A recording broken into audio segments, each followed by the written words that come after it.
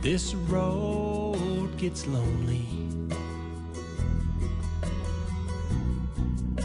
since you've been. Hi, my name is Dr. Heidi Horsley, Executive Director of the Open to Hope Foundation.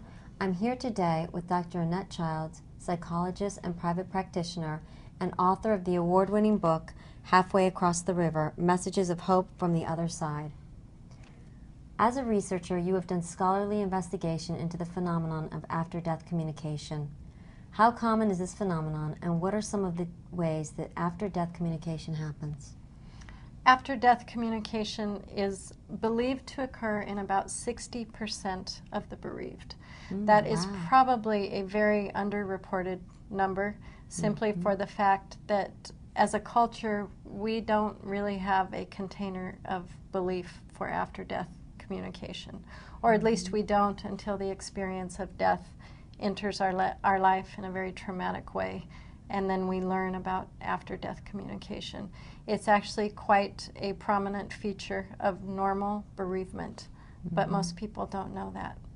The ways that after-death communication occur, there are several ways. There are actually many ways. The most common is a dreamtime visit. And what an after-death communication is, it's a subjective sense of having been in contact with a deceased loved one. People who have these will describe, their wording is almost always the same. It was like a dream, but it was different. The colors were more vivid, they had a glow around them, and I woke up and I knew it was them. It was not a dream. So the wording that they use is what sets it apart from a normal dream.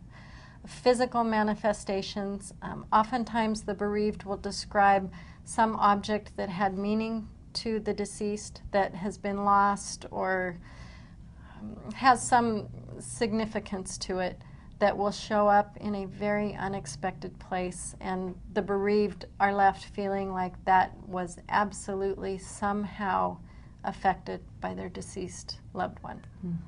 One of the more subtle ways that after-death communication happens is through some type of electrical or mechanical event.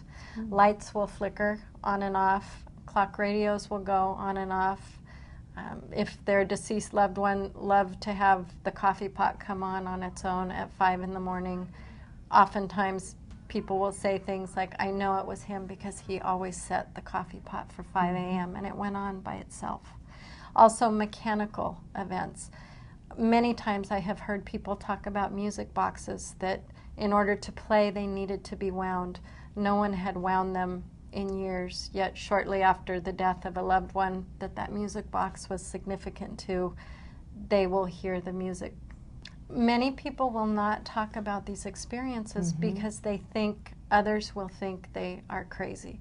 They're already grieving, they're already in pain, their sadness isolates them to some extent. So the last thing they want to do is introduce this subject that the rest of their family or their circle of friends can't tolerate, which is after-death communication. Halfway Across the River, which is right here, details an extraordinary event that transpired after the death of your friend, Margaret Borwatt.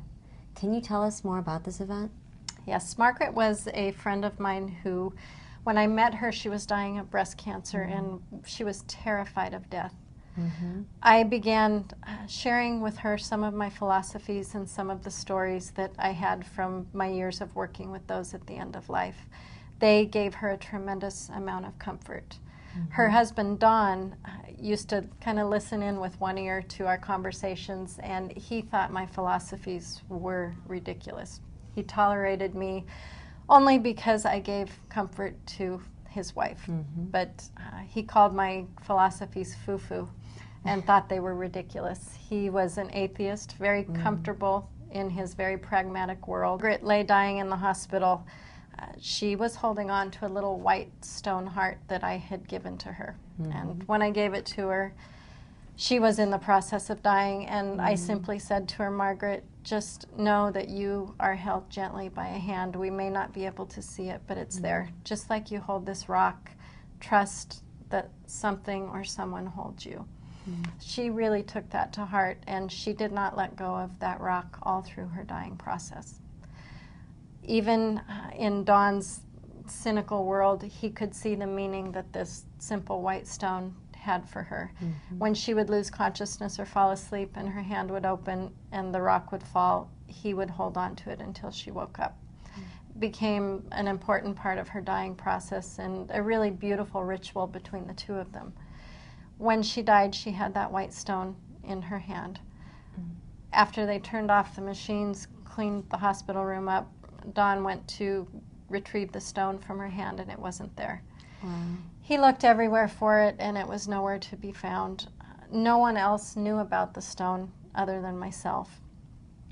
So he had lost it, and that was a heartbreak to him, but it was something he couldn't change. Before Margaret died, she had said to him, Don, I am going to do something that will make you realize the God woman knows what she's talking about. And I want you to work with the God woman after I'm gone. So the white stone had disappeared. Margaret was living in Nevada, died in Nevada, but was from New York and wanted to be buried there. So Don had her body flown back to New York. On the day of her funeral, he awoke in a New York hotel room. Mm-hmm. And he sat up and he said, Margaret, you tell me, how do I bury the girl I have loved since she was 13 years old? You have to walk me through this. And he turned to look at where she would have been laying next to him, and on the pillow was the white stone heart that Wow. had gone missing many thousands of miles away in Nevada. It is an event, it changed his life. So this book is actually the story of he and I meeting weekly for coffee and me helping him construct a house of truth around this unexplainable event. Mm-hmm. He agreed to let me use his name and tell this story, but he allowed me to do that because it's true. And he figures if this can happen to someone like me without a belief around it, Mm-hmm. how much good would it do in the world to help someone have this belief so that this type of event may happen to them as well. And that's a strong afterlife encounter. Mm-hmm. I won't say that I've had a lot of people have that type of phenomenon, but Margaret died with the intention of doing something that would help people not fear death. Wow. And even though he doesn't know what's on the other side, at this point, he knows this stuff is real. You often tell your clients that if they wish to have an after-death communication, they must build their own house of truth for it to occur in. What do you mean by this? Oftentimes, we cannot perceive that which we do not know to exist. Mm-hmm. If we don't have a mental construct to see something, we simply won't see it. Oftentimes they are very subtle. They are not as prominent as Don Borwatt's experience, but nevertheless they are there. If we are not trained or educated to look for them and see them, we will just move away from the experience without ever grabbing it and letting it heal us the way that it can. Mediumship is the ability that some claim for communication with those on the other side. You yourself practice clinical mediumship that is done in the context of grief and bereavement therapy. Can you explain what this is and how it differs from the type of mediumship that is often seen on television and other entertainment type venues in this country? And the mediumship that we see on TV, most of it is very valid mediumship. People will come away from, they call it a reading with a medium like that, where they get some type of verification that their loved one does go on, and it'll be like a sugar high. They will be absolutely elated. They'll know for the moment that my loved one goes on, there was meaning in their death, I can find a way to live without them because I know even though I can't see them, touch them, feel them, they're still there. Oftentimes that is a very short-lived high. If we have not constructed a container for that sacred experience, if we don't have walls to put around it, it becomes very diffuse and we end up seeking another high, maybe with another medium, in order to bring us back to the truth. Clinical mediumship is my way of using education, using knowledge to help people build a container for those experiences. when I do mediumship with someone, they will have the direct experience of contact with the other side, but they will also start to build a foundation under that so that they can hold on to it and build on it so it can become a foundation for healing. Okay. Thank you very much, Annette. Lives on.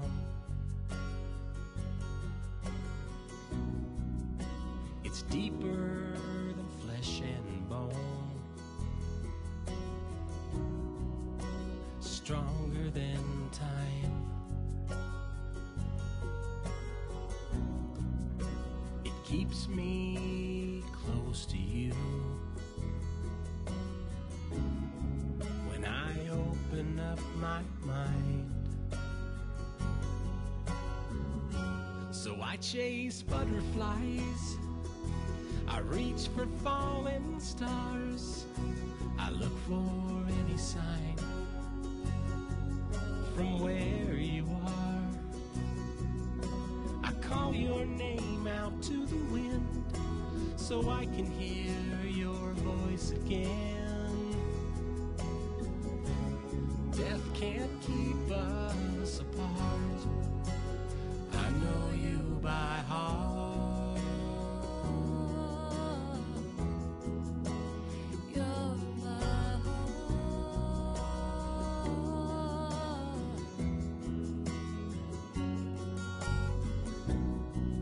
People think I'm crazy 'cause I talk to you this way.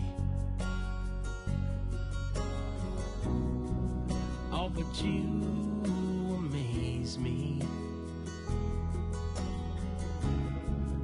with the words I feel you say. You're the inspiration that keeps me strong.